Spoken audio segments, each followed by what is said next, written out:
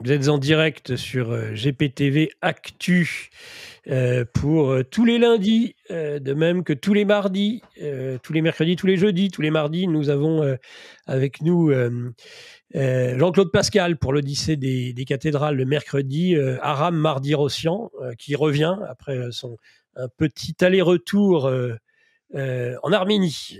Et donc, il est de retour pour cette émission de mercredi où nous parlerons des rois chevelus. Roi chevelu, roi des roi mérovingien dans ses premières lignées. On commencerait avec le baptême de Clovis. Tiens, j'apprends que le service public veut réviser l'histoire de France et commencer par le baptême de Clovis. Ça ne serait pas ce qu'on nous aurait appris. Ah, nos ancêtres ne seraient pas ni les Gaulois ni les Francs saliens. Écoutez, je leur souhaite bon courage pour la révision de l'histoire sur le service public avec notre denier public. Nous, ce sont les secrets de la véritable histoire que nous développons tous les mercredis et le jeudi, un peu plus d'ésotérisme avec Marie-Pascale Rémy. Nous étions sur le double, long, et puis là, nous allons parler des miroirs la prochaine fois. Je rappelle qu'il y a eu quand même une nouvelle lune et puis des explosions de plasma. Je ne sais pas vous, mais en tout cas, moi, j'ai très mal vécu les explosions qui étaient à la surface du Soleil et que j'ai profondément, on l'avait dit, il n'y avait pas eu plus violent depuis au moins 2017, je crois. Donc, une grande violence de plasma, en fait, solaire qui nous est arrivée en pleine figure. Moi, je l'ai senti passer avec une ou deux nuits pas blanches, mais en tout cas des petits soucis de sommeil que je n'ai pas en général. Voilà. Et le lundi, là, ça me permet de tuiler entre les phénomènes un peu solaires. Et puis, notre lundi, tous les lundis, eh bien, nous avons Corinne Lalo, journaliste spécialiste et spécialisée depuis de bien nombreuses années sur les questions de santé. Elle a quand même été pendant plus de 20 ans la responsable, un des grands responsables de la santé sur un certain nombre de grandes chaînes publiques et TF1 surtout. Donc, on rappelle ces faits d'armes, mais vous les savez, vous les connaissez. Et puis, il y a le lien, évidemment, sur nos émissions. Mais en tout cas, elle a, depuis Tchernobyl, elle a un beau tableau de chasse. C'est-à-dire que c'est une lanceuse d'alerte quand même de très haut niveau, Corinne Lalo, et on est vraiment très fiers et très heureux de la voir tous les lundis avec nous pour nous parler, en particulier pour l'instant, mais après on développera probablement au-delà, sur les perturbateurs endocriniens. Je rappelle, faire un peu de publicité ne nuit jamais à nos auteurs quand ils nous font le plaisir d'être avec nous toutes les semaines. Les perturbateurs endocriniens, tout ce qu'on ne vous dit pas, le grand désordre hormonal, c'est la nouvelle édition, elle est au Cherche Midi, nouvelle édition entièrement revue et augmentée. Il faut que je le voilà, comme ça. Bien, bon, Corinne Lalo, bonjour et bienvenue dans ce live. Bonjour et merci à vous de m'inviter. Voilà, donc on avait fait d'abord une introduction générale. La semaine dernière, nous nous étions penchés sur les perturbateurs endocriniens, en particulier sur les animaux, et nous annoncions une émission aujourd'hui sur, alors là quand même c'est un comble, mais enfin c'est quand même pas faux, loin s'en faut, il y a dans certains médicaments de drôles de perturbateurs endocriniens qui n'arrangent rien, quand en plus il paraît qu'ils se transmettent de génération en génération. Alors Corinne, nous t'écoutons sur ce point-là. Tu peux faire une entrée en matière, résumer ce que tu avais dit la semaine précédente, si tu le souhaites, bien évidemment. On peut faire un petit résumé de ce qu'on avait dit la semaine précédente. Et si vous avez le premier diapo, si vous pouvez la montrer on va voir qu'on avait surtout parlé des animaux.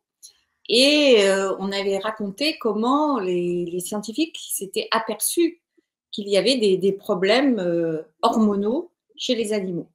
Et donc, ils avaient découvert ça d'abord, si vous voulez bien montrer la diapo, ils avaient d'abord découvert ça chez... Ça, on va voir les diapositives, c'est pas moi qui vais les lancer. Donc, quand la personne de la technique sera connectée, ce qui me semble-t-il n'est pas le cas, elle montrera la diapo. On y arrive, on va y arriver. On avait parlé des petits escargots de mer, où les chercheurs, les biologistes avaient trouvé que les escargots de mer avaient des problèmes, et notamment que les femelles développaient des pénis, et ça s'appelait l'imposexe. Et ils se sont aperçus, en fait, que c'était un produit chimique qui était contenu dans les peintures anti-fouling des bateaux qu'on met sur les coques, qui provoquait cette perturbation hormonale au point que l'espèce risquait de disparaître. On avait vu ça également dans le bassin d'Arcachon avec les huîtres. Et on avait vu que dans la Tamise, les poissons étaient féminisés au point que certains avaient des œufs et finalement devenaient hermaphrodites. On l'a vu également chez les alligators de Floride, du lac Apopka, où là, les mâles qui avaient été contaminés par des pesticides dans le lac avaient un micropénis et moins de testostérone. Et les femelles avaient des ovules, donc des œufs avec plusieurs noyaux. Bon. Ensuite, les grenouilles, il y a des chercheurs qui avaient vu qu'en Californie, les grenouilles étaient hermaphrodites et devenaient homosexuels pour les mâles, et c'était donc les mâles qui étaient plus impactés que les femelles. Et le même phénomène ensuite a été vérifié sur les ibis blancs dans une étude qui a été faite en Floride. Et là, 50% des mâles dont l'eau avait été contaminée par du mercure avaient développé des comportements homosexuels. Et les couples hétérosexuels qui avaient été contaminés avaient moins de descendance. Alors, indiquez-moi la page. Eh bien, le début de la page, le début. Voilà. Voilà. Il faut mettre à plein cadre sur le. Voilà. Mettre plein cadre sur le. Si vous y arrivez. Voilà. C'est en bas, hein, plein cadre. Bon, alors. Non, en bas de l'écran. C'est bon. Restons sur la première page. C'est la première fois qu'on le fait avec cette. Et toute l'équipe technique a l'air d'être de la partie parce que je vois une technicienne qui n'est pas loin et un technicien qui a l'air de s'affairer. Bravo, belle équipe, beau travail d'équipe. Donc, on a vu tous ces phénomènes qui ont d'abord été observés chez les animaux. Et alors là, si on passe à la suivante, en 91, donc les chercheurs se sont réunis et on dit c'est tellement grave ce qu'on a observé qu'il faut absolument lancer un appel, et c'est ce qu'on a appelé la déclaration de Wingspread, qui était un peu un appel où c'est la première fois qu'ils ont mis au point cette notion de perturbateurs endocriniens, c'est-à-dire des perturbateurs des hormones. Et donc, ils ont observé donc en 91 que, vous voyez, si les perturbateurs endocriniens touchaient les coquillages, enfin des coquillages, c'est plutôt des escargots de mer. Alors, après, toucher les oiseaux qui n'arrivaient plus à se reproduire, les œufs étaient friables, les aigles, toucher les alligators, donc les reptiles, donc les aigles. Et on continue aussi les saumons, les mammifères, donc les ours aussi, les ours blancs, y compris les cétacés. Et évidemment, ils se sont dit, c'est impossible que les humains, qui sont des primates, qui sont des animaux, ne soient pas touchés par ces perturbateurs endocriniens. Et c'est comme ça qu'ils ont lancé leur appel. Alors, ils ont aussi, lors de cet appel de la déclaration de Wingspread, en disant attention, il faut absolument prendre conscience des risques pour les générations futures. Oui. Voilà. Et lors de cet appel en 91, ils ont déjà insisté sur une contamination qui est celle du distilbène. Alors, si on va à la diapo suivante, vous allez voir que, effectivement, à cette époque-là, c'était contre les fausses couches, c'est ça? Voilà. Ça a été vendu comme ça.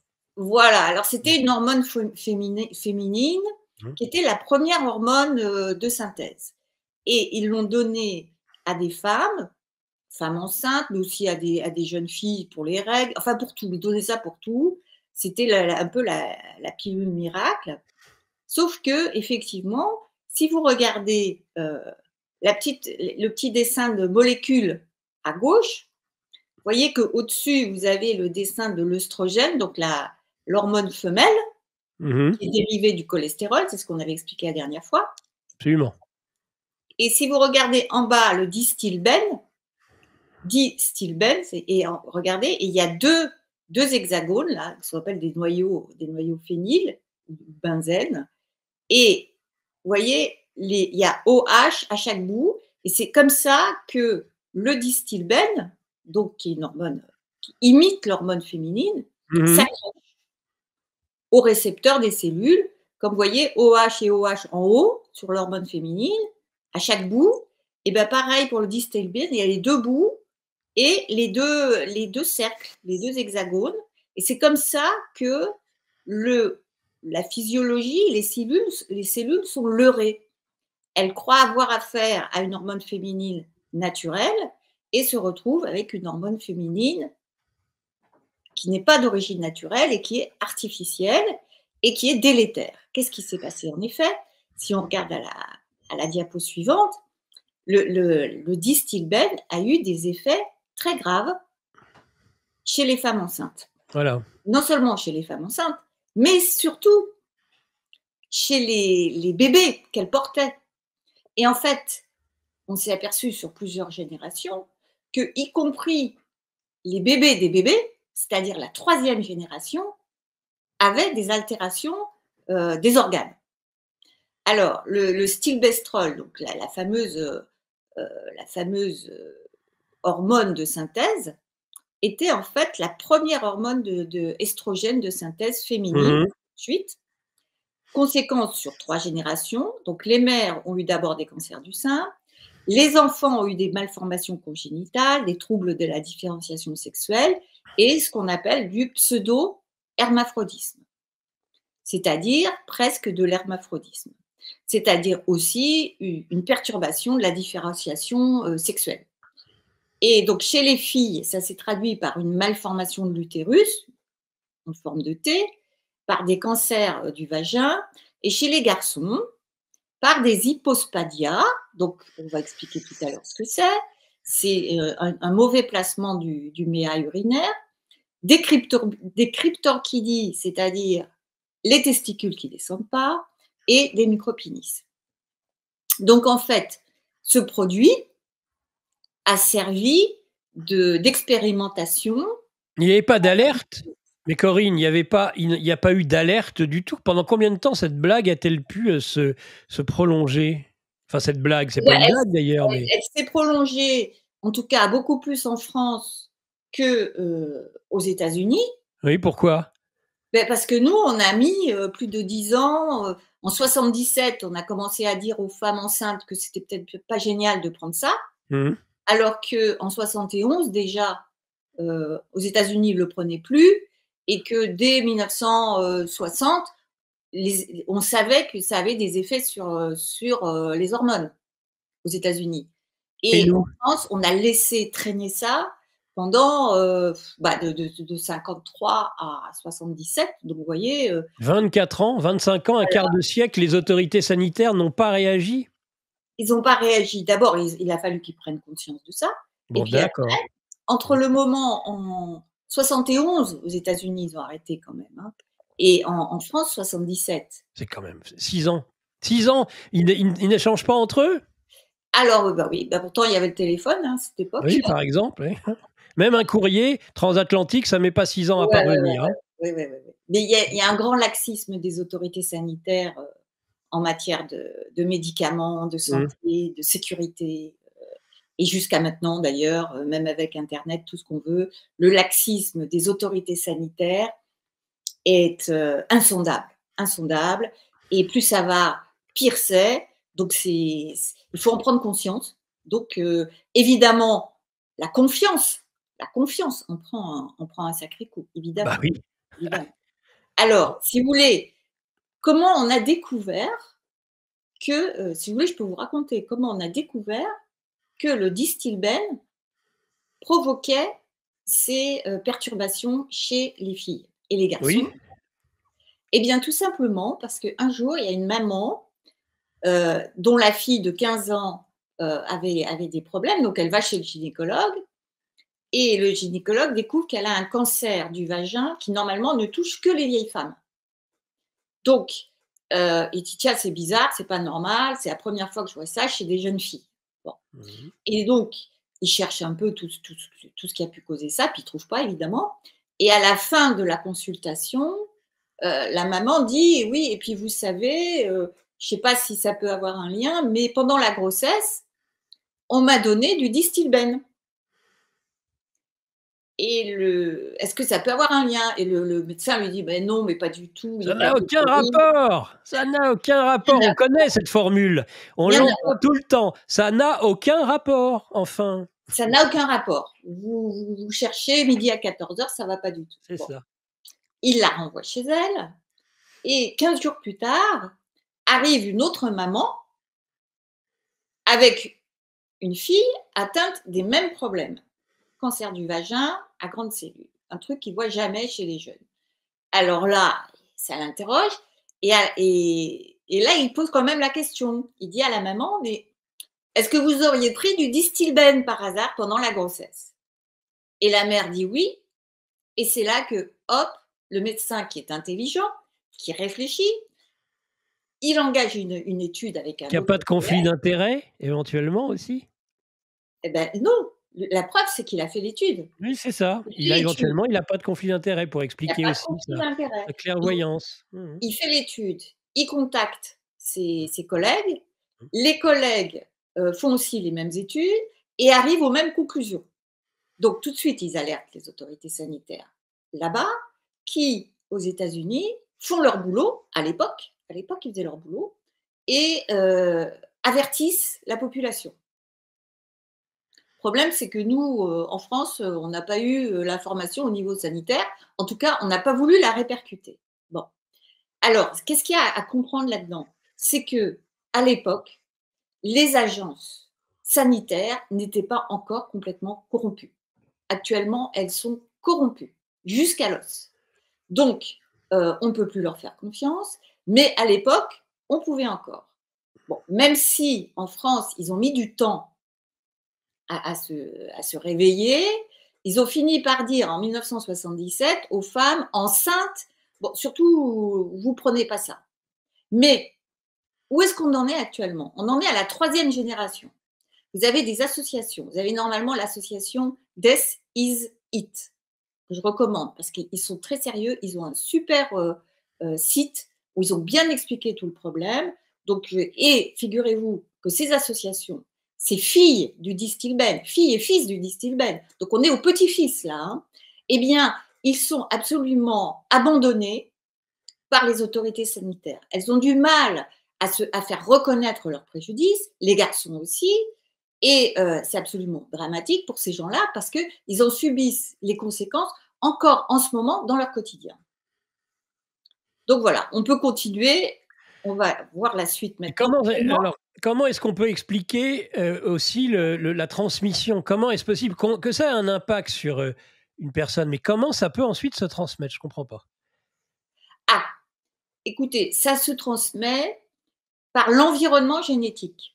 Alors c'est pas les gènes, Ouais, c'est pas les gènes qui sont impactés, c'est l'environnement des gènes. Alors, si vous voulez, on l'expliquera peut-être la prochaine fois. En tout d'accord. cas, ça s'appelle l'épigénétique. Bah, oui, C'est-à-dire que les gènes restent intacts, oui. mais l'environnement des gènes fait que les gènes ne sont pas allumés, ils sont éteints. Et c'est comme Mmh. ça que ça se transmet. Vous voyez? C'est l'environnement. En fait, c'est l'impact de l'environnement sur la génétique. Ah bah, C'est bah, l'épigénétique. bah, on en reparlera la prochaine fois, mais ouais, j'insiste parce que sur ça, c'est on sait bien, hein, les conséquences de la prise de quelque chose, soit pour, et on peut comprendre aussi l'enfant, enfin le futur nouveau-né vis-à-vis de la mère. Mais par contre que ça se transmette d'une certaine façon par épileptique, ça en effet, c'est vraiment, et je crois que c'était la première fois qu'on démontrait ça pour un médicament, hein, d'ailleurs. Pas l'épigénétique, hein, mais en tout Le cas, Distilbène sur le non, ah oui, non, on savait déjà sur des médicaments que ça avait des conséquences sur l'épigénétique? non, parce que l'épigénétique, c'est arrivé un peu plus tard, enfin la Ouais, compréhension de ce que c'est que d'accord. l'épigénétique. Mais Ouais, ce qui est la première fois, ce qu'on a compris pour la première fois avec le Distilbène, c'est que, heu, une maladie de l'adulte, par exemple le cancer du vagin et les utérus en T, pouvaient avoir des origines fétales. de l'âge fœtal. Donc, c'est l'origine fœtale des maladies de l'adulte. En anglais, ça s'appelle DOAD, mais bon, je vous passe la description du terme. Mais en tout cas, c'est la première fois qu'on s'aperçoit qu'une maladie d'origine fœtale peut avoir des conséquences à l'âge adulte. Et ça, Eh c'est oui, très, en plus. Eh oui, eh oui, eh très oui. important parce que Eh bah le oui. lien de cause à effet, il faut remonter très loin. Tu peux toujours courir, voilà. C'est comme ça que des gens, bah, évidemment, disent: «Il y a aucun lien». Oui, il y a aucun lien.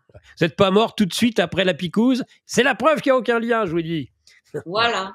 ouais. Alors, maintenant, quel est le lien entre le distilbène? Donc, on a vu que le distilbène, c'est toxique pour le fœtus et c'est toxique à l'âge adulte et c'est une maladie d'origine fœtale. Et là, quel est le lien entre distilbène et bisphénol A? Alors, vous avez entendu parler du bisphénol A dans les biberons, qui a été interdit dans les biberons, mais qui n'est pas interdit ailleurs. Vous voyez? Donc, notamment, je le signale pour tous les Dans la gens. tétine, la tétine, c'est ça? Non, parce que c'est le bisphénol A, c'est un plastique dur. Donc c'est Ah pas dans les d'accord, c'est dans le biberon lui-même, d'accord. voilà, c'est dans le biberon lui-même. Bon et donc voilà regardez la similitude entre le distilbène, la molécule, elle est au-dessus là, c'est celle qu'on a vue tout à l'heure. Vous voyez? En haut, vous avez le distilbène et en bas, vous avez le bisphénol A. Vous voyez? Et vous avez les 2, pareil, les 2 cercles, Mmh. vous voyez? En forme d'hexagone, qui sont des Oui. cercles aromatiques. Et vous avez le fameux OH de chaque côté, et c'est ça qui va faire que ça va s'accrocher aux récepteurs des hormones. Bon, eh bien, vous allez avoir avec le bisphénol A les mêmes effets en partie que le distilbène. Parce que en gros, c'est deux phénols, deux cercles, vous voyez. Distilbène, en gros, ça veut dire 2 cercles, et bisphénol, ça veut dire 2 cercles aussi. Donc, le distilbène pourrait très bien s'appeler bisphénol X, Y ou Z. Vous voyez? Tellement c'est proche. Bon. Or, c'est un peu la même structure.